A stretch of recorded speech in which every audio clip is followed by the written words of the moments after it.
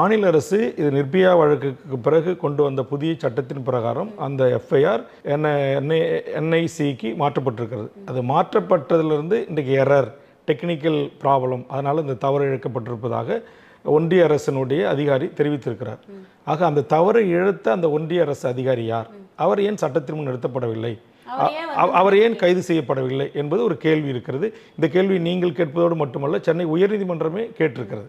ஒன்று, மாநில அரசு கிட்ட இந்த டெக்னிக்கல் தவறின் மூலமாக இது வெளியாச்சா, அல்லது ஒன்றிய அரசு அதிகாரி அறிவித்தது போல் நாங்கள் இது டெக்னிக்கல் எரர் தான் என்று சொல்லி கடந்து செல்வது, அதுபோன்று இது போன்ற தவறுகள் எழுந்து அது மிகப்பெரிய போதகரமாக வெடித்து உயர்நீதிமன்ற உச்சநீதிமன்றங்கள் சாட்டையை சூட்டுகின்ற போது ஈஸியாக இது போன்ற ஒரு டெக்னிக்கல் எரர் என்று சொல்லி தப்பித்துக் கொள்கிற இந்த போக்கை நாம் அனுமதிக்க முடியாது.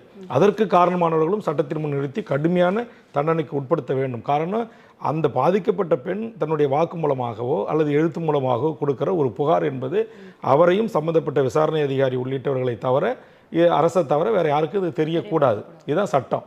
ஆனால் இன்றைக்கி அவர் எப்படி பாலியல் ரீதியாக துன்புறுத்தப்பட்டார், அவருடைய பேர், படம், அவருடைய முகவரி, அவருடைய குடும்பத்தார் அனைவருடைய பற்றியுமான விவரங்கள் அடங்கியதை இன்றைக்கு NCIE எடுத்திருக்காங்க.